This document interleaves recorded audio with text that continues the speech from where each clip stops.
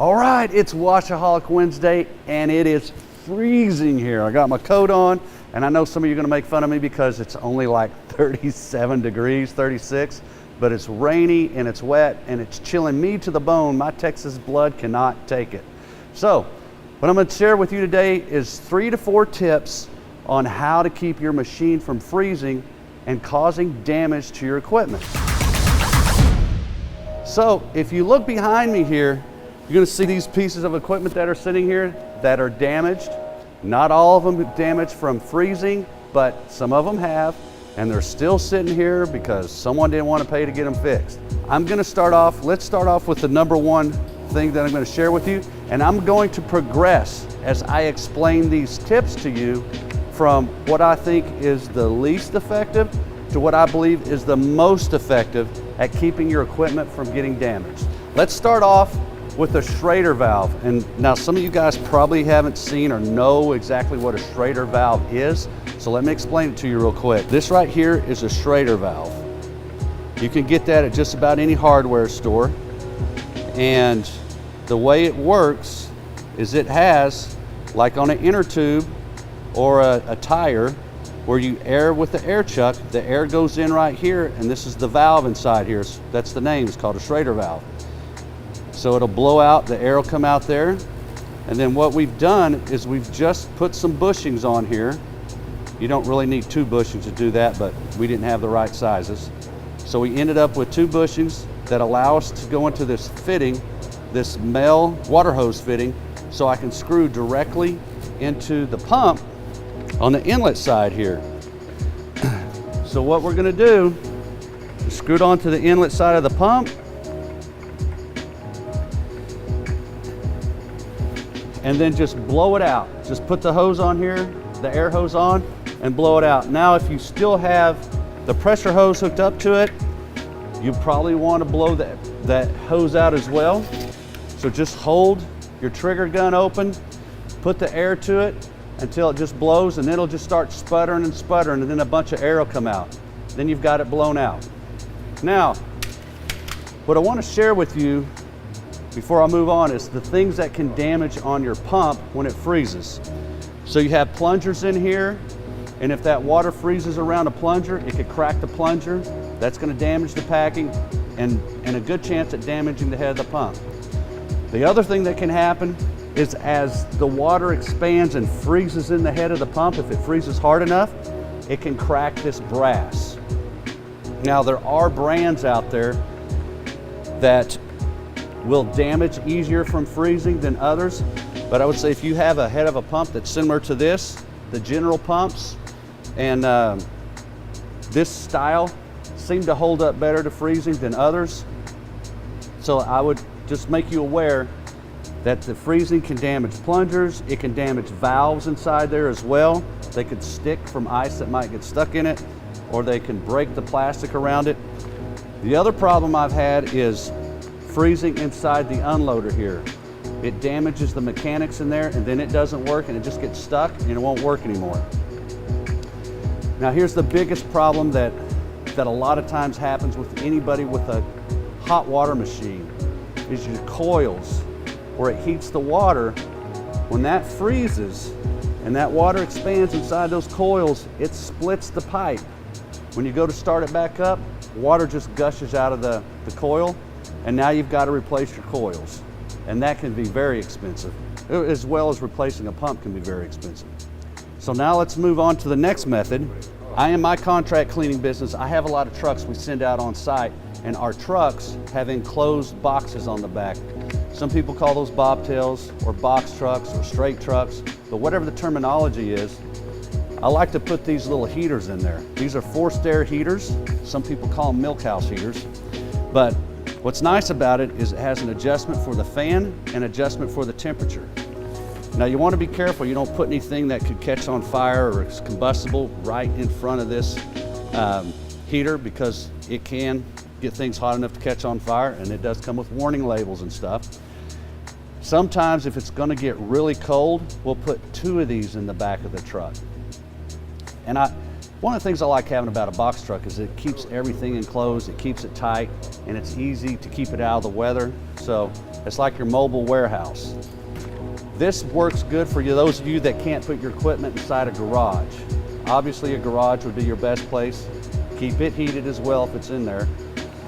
The next step from here that I would recommend, and I don't have one, but just get like a heat lamp. So that the radiant heat lamps that they're red. So they shoot off that radiant heat, and you can aim a heat lamp at the head of this pump. It'll keep it hot enough that it doesn't freeze. And then a lot of times they come with a little clamp. So if you go to your hardware store, you may not always find one at the hardware store, but if you go to like an agricultural supply, it's pretty common to find one there because a lot of people have them for their pets or their animals to keep them from getting too cold. So you just clamp it right on here to this, bring it down and shine it back at the head of the pump. It'll keep it from freezing, and that works really good. Now, the number one way to keep your equipment from freezing, this goes for hot water and cold, is to use antifreeze. So I'm gonna unscrew our little adapter here so I can kind of demonstrate how you would do the antifreeze. And at the end of this video, I'm gonna share a link where you could go to see one that was created by us 9 years ago that walks you right through this process step by step. So you get a 5-gallon bucket, put your hose into it, then you're gonna add your antifreeze, and depending on how strong you want it, I just go with pure antifreeze personally because I just want to err on the side of caution. I don't want anything to freeze. And I do believe the RV antifreeze is the best because it'll go to lower temperatures. Don't quote me on that, but I do believe that's correct.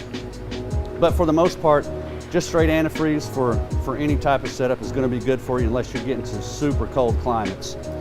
Then once you hook it up like this, you can leave your gun on it if you want. Personally, I always took it off, and then this is real easy to store somewhere where it's not going to freeze anyway. Or just drain it all out, hold your gun open, pull the trigger, let the water drain out like that. Now you're good, there's no water in it. Just set it off to the side.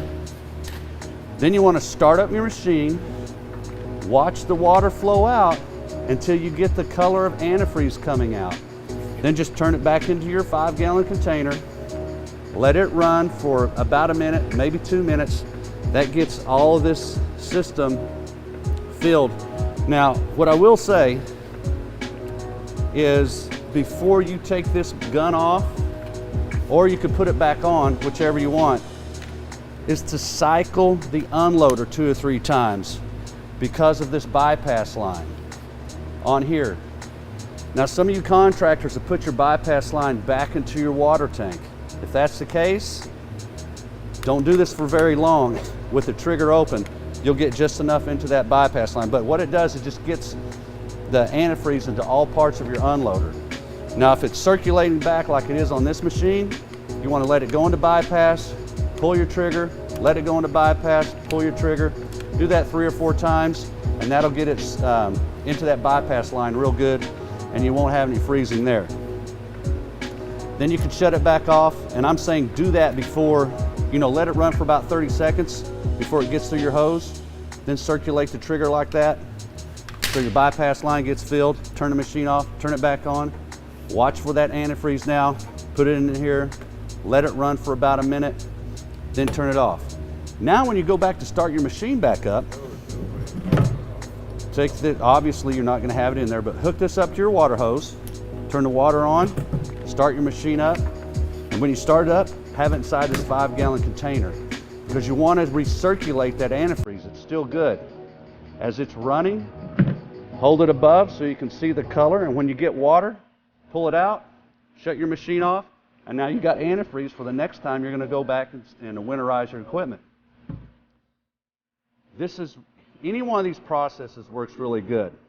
If you're going to put your equipment up for the season, first, hands down, I'm going to say antifreeze it.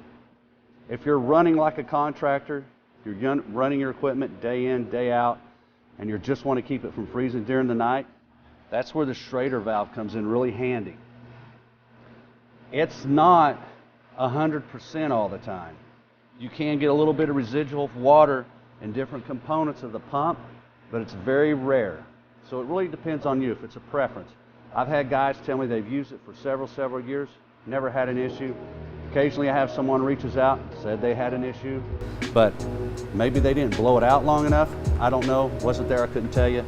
But I do know it works good and it's very effective, and it's probably the fastest way if you want to get the water out to winterize your equipment.